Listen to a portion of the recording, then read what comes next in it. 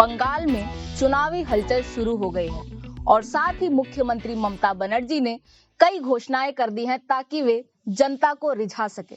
ऐसी ही घोषणाओं में से एक है 53 इंडस्ट्रियल पार्क्स को लगाने की घोषणा, जिसके लिए दावा किया जा रहा है कि वह 1.5 करोड़ रोजगार के अवसर उत्पन्न करेगी। इसी पर बात करेंगे हम आज के वीडियो में।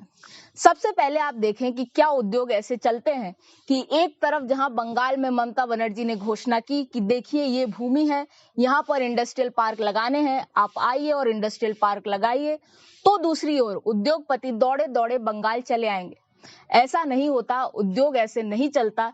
ईज ऑफ डूइंग एक बहुत बड़ा फैक्टर है जो कि बंगाल में देखने को नहीं मिलता है। कैसे? इसके 3 कारण हैं प्रमुख रूप से।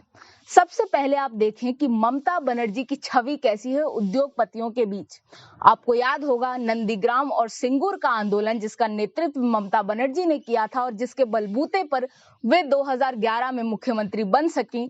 उस समय उद्योगों को वापस जाना पड़ा था ममता बनर्जी के अति उत्साह के कारण, और इसे ममता बनर्जी ने ऐसे दिखाया था कि गरीबों ने विजय प्राप्त कर ली है इन कंपनियों पर।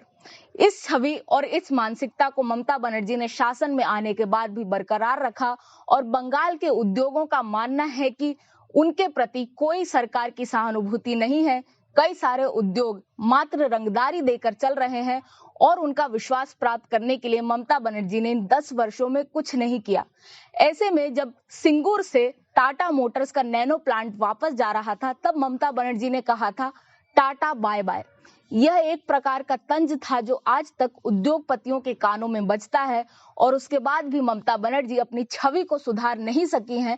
ऐसे में बंगाल में उद्योगपति जाएं, इसकी संभावना काफी कम है। इससे पहले भी जब 34 वर्षों का कम्युनिस्ट शासन था, उस समय भी हमने देखा था कि बहुत सारे उद्योग बंगाल छोड़कर चले गए थे और तृणमूल सरकार ने भी कुछ उसी प्रकार की राजनीति की है जो उद्योगपतियों के प्रति मित्रवत नहीं है।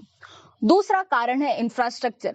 जहां जहां पर घोषणा की गई है कि वहां पर इंडस्ट्रियल पार्क बनाए जाएंगे, वहां पर आसपास का इंफ्रास्ट्रक्चर उपयुक्त नहीं है और साथ ही उन स्थानों के अंदर यानी इंडस्ट्रियल टाउनशिप्स के अंदर जो इंफ्रास्ट्रक्चर की जिम्मेदारी होगी वह भी राज्य सरकार निजी कंपनियों के ऊपर ही डालने की तैयारी में है।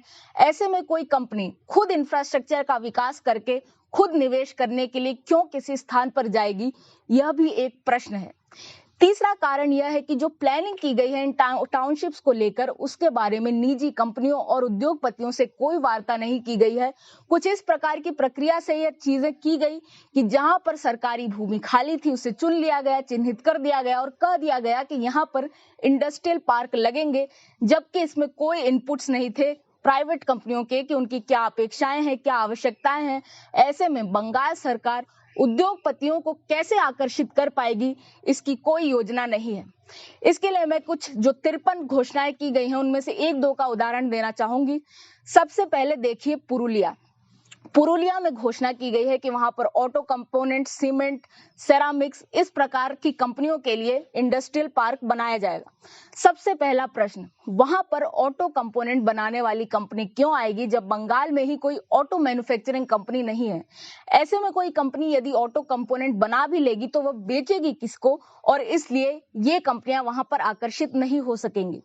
इसके अलावा सरकार सिर्फ इतना कर रही है कि वह भूमि दे रही है अपनी तरफ से, और इंफ्रास्ट्रक्चर के लिए कहा गया है कि निजी कंपनियों का एक स्पेशल पर्पस व्हीकल बनाया जाएगा जो इंफ्रास्ट्रक्चर को विकसित करेगा। हालांकि कौन सी कंपनियां इस एसपीवी में भागीदार होंगी, इस पर भी कोई चीज स्पष्ट नहीं की गई है।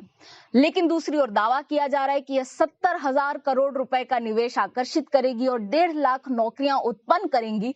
ऐसे में पुरुलिया में ऐसा क्या है जहां पर यह हो सकता है, यह जवाब राज्य सरकार के पास नहीं है।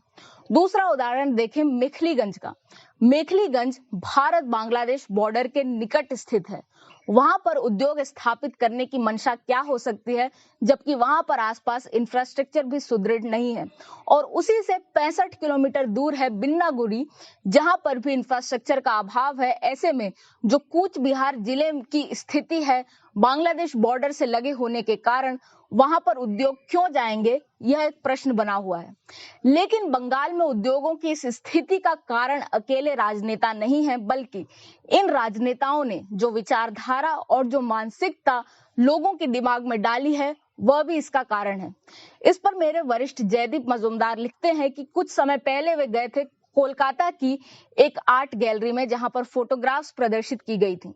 ऐसे में कोलकाता के वैभव को दर्शाने के लिए गरीबी का सहारा लिया गया। पुरानी बसेस, पुरानी ट्रैम कार, पुरानी पीली टैक्सी और किस तरह से छोटे छोटे सड़क के किनारे ठेले लगे हैं, इस प्रकार की फोटोग्राफ से कोलकाता की पहचान बनाने का प्रयास किया गया। और यह जो मानसिकता है कि गरीबी में सुख है, वह कोलकाता के आर्ट एंड कल्चर में, सिर्फ कोलकाता नहीं पूरे बंगाली आर्ट और लिटरेचर में यदि आप जाकर देखें तो सारी कहानियां लगभग इसी प्रकार की हैं कि कैसे एक गरीब बेरोजगार व्यक्ति लड़ता है किसी अमीर व्यक्ति के प्रति जो कि एक उद्योगपति है। इस प्रकार की एक मानसिकता खड़ी की गई जिसमें उद्योगपतियों को दुष्ट दिखाने का प्रयास हुआ और गरीबी को ग्लोरीफाई करने का प्रयास हुआ और उसमें सुख है यह दिखाने का प्रयास हुआ, जिस कारण से 34 वर्षों तक कम्युनिस्ट का शासन रहा बंगाल में। और उसके बाद जब ममता बनर्जी आई तो उन्होंने भी उसी प्रकार की राजनीति करी। राजनीति में कोई परिवर्तन नहीं आया और बंगाल की जनता उसी प्रकार की मानसिकता के साथ रही। ऐसे में यदि यह मानसिकता नहीं बदलती तो हो सकता है सरकार में भी कोई परिवर्तन नहीं आएगा। वैसे भी a new idea of India, जो कि हर्ष मधुसूदन और राजीव मंत्री की पुस्तक है, उन्होंने इस बात पर प्रकाश डाला है कि यदि आप अपने लोगों को बेहतर करें, उनकी उन्नति करें, उनकी प्रगति करें, तो सरकारों का इसमें नुकसान होता है। क्योंकि आज तृणमूल के नेता जो इस बलबूते पर आगे बढ़ गए हैं कि वे थोड़े थोड़े लाभ किसी को दे देते हैं, जैसे किसी को अनुमति दे दी कि ठेला लगा लो, इसी प्रकार की छोटी छोटी चीजें करके जो वो जनता का समर्थन प्राप्त करते हैं वह तब नहीं हो सकेगा जब लोग अपने आप प्रगति कर रहे होंगे। ऐसे में राजनेताओं को ये नुकसान है, लेकिन भाजपा एक ऐसी पार्टी है उनके अनुसार जो ऐसी स्थिति में भी उभर सकती है। वह जानने के लिए आपको यह पुस्तक पढ़नी होगी और बंगाल विश्लेषण से जुड़ने के लिए आप हमें देखते रहें। मैं हूं निष्ठा मिश्री।